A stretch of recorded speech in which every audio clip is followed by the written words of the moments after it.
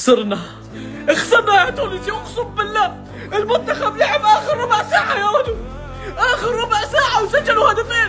وين كل هذا اللعب؟ المنتخب كان نايم 3-0، اشتغل اخر ربع ساعة وسجل هدفين. حرام عليكم، اقسم بالله قهرت على مسكينهم بلدي بيلعبوا اليوم.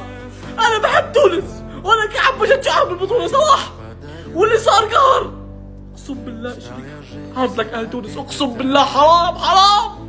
متعة كاس افريقيا بدأت اليوم. اول شيء هارد لك لتونس، ولكن تعالوا خلونا نتكلم بالمباراة. اللي شاهد المباراة الدقيقة 74 نيجيريا 3-0، ولكن بعدها من الدقيقة 75 تونس الآن لعب بكبرياء بعد التبديلات اللي غيرها، وأول ما لعب سجل هدفين.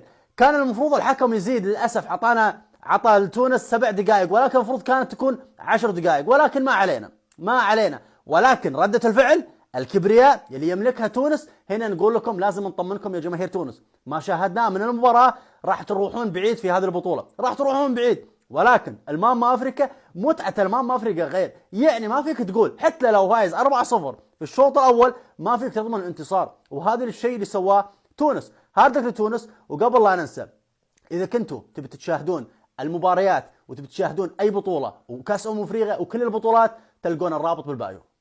انتهت واحدة من أجمل القمم يا أخوان، أن قصة هدف تعادل بس لتونس ويكمل الجنون الكامل. أكثر مباراة سجل فيها أهداف في أفريقيا 25 في المغرب، من 3-0 لنيجيريا ب3 أهداف ساهم فيها كلها لوكمان بالمناسبة، اللي حلمي كان يجي الإنتر، إلى 3-2 عودة أثبت فيها لاعبين تونس أنهم موجودين، أنهم مستعدين يقدموا في البطولة هذه، خصوصا بعد هذه اللقطة اللي ظلمهم فيها الحكم تقتل نفسيا أصلا. الكرة رايحة انفراد يرجعهم لفاول لصالح تونس، واللاعب يراوغ الحارس والحارس يعيقه والحكم ما يحسب فيها شيء، يقول لك أنا لا أرجع للفاول الأول اللي هو لصالح تونس أصلا. فحقيقة استمتعنا يعني. فولو لايك يا أخوان، السلام عليكم. معقولة خسارة المنتخب التونسي بسبب التحكيم؟ منتخب تونس بدون أي شغف، منتخب تونس عنده أدوات بس ما عندهم شغف إنه يلعبون المباراة ويكملوها ويفوزون بها. عندهم عندهم هاي الإمكانية، عندهم السمع إنه يقدرون يفوزون على نيجيريا، ولكن نيجيريا صراحة أوسيمين لوكمان يعني سووا النتيجة 3-0. والله حرام. يعني تونس ممكن إنه تخسر بالواحد، بس من تخسر بالثلاثة هاي صعبة هواي.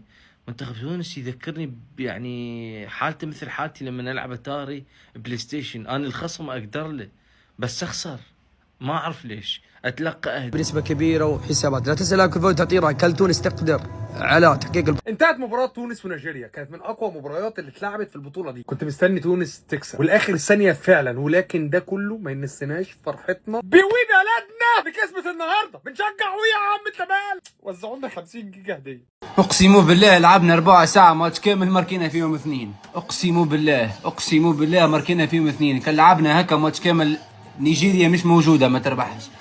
والله العظيم التغييرات مش عادية. تونكتي مش عادي. الروح اللي لعب بها حنبال مش عادية. فرجاني كيفاش تحرك في الربع ساعة الأخرانية مش عادية. اقسموا بالله العلي العظيم مانيش قادر نتكلم، مانيش قادر نحرك روحي، مانيش قادر ناقف، مانيش قادر نقعد. والله العظيم ماتش وضيعناه، والله ماتش وضيعناه. ضاع الماتش. 4 ساعة لعبنا فيها، قرينا نيجيريا كيفاش تلعب كورة، والحكم ما انصفناش في زيادة الوقت. والله العظيم كان زاد الحكم ممكن نجمو نعد، لكن احنا ما نلوموا رواحنا. لوم روحك ولوم المدرب من الاول كيفاش لعب خايف وهبط. حتى العقليه نتاع الخوف في الجوارات الكل نزلهم، هبط جوارات تونس قال لهم نيجيريا اقوى منك، اهبط خايف سكر على نيجيريا.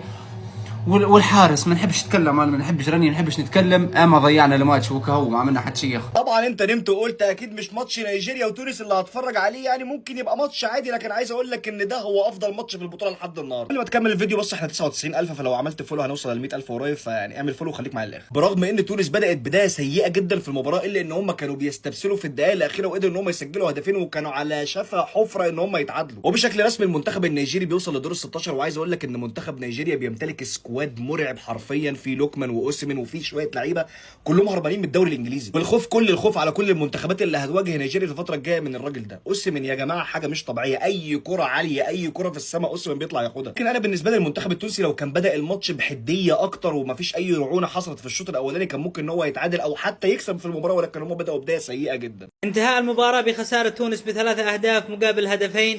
للأمانة أنا حزين جدا على المنتخب التونسي. اليوم المنتخب التونسي سبب خسارته هو الخوف الزائد وإعطاء نيجيريا أكبر من حجمها. المنتخب النيجيري قوي لا نختلف عليه، ولكن تونس أعطى نيجيريا أكبر من حجمه، وسبب خسارة تونس هو الخوف الزائد. شفتوا تونس بعد الهدف الثالث وكأن تونس انتظر حتى يسجلوا عليه 3 أهداف وبعدين يفوق ويركز. شفتوا آخر ربع ساعة لعب المنتخب التونسي، شاهدت المنتخب التونسي آخر ربع ساعة وسجلوا هدفين وضيعوا فرص وكانوا قريبين من التعادل. طيب وينكم من بداية المباراة؟ ولكن هكذا هي كرة القدم، ونتمنى من المنتخب التونسي أن يستفيد من هذه المباراة، وبإذن الله أن يظهر بشكل جيد وبشكل أفضل في المباراة القادمة، وبالتوفيق لكل المنتخبات العربية، وإلى اللقاء. مباراة مجنونة بكل الأرقام بكل المعاني، هارد لك لإخواتنا التوانسة، بس مش عارف ازاي ايه الفرق العقلية دي. طب ما انت كنت في ايدك تلعب من بداية الماتش كده، ليه مستني نفسك تزنقك نفسك وتعمل كده؟ ضيعت فرص كتير فعلا، نيجيريا كانت الافضل بس انت بدأت الغلط ومش عارف في ايه. نفسي افهم في حاجات كده جت 3 4 كرات اخر دقيقتين دول ازاي تضيع بالسهولة دي، مش عارف. كده يبقى تاني منتخب يتأهل مباشرة إلى دور 16 هو نيجيريا. مش عارف هل تونس هتقدر تكمل ولا لا؟ قولوا لي رأيك في المباراة. شربوا خالد بيحبك، تنساش دعمنا بالفولو. سلام.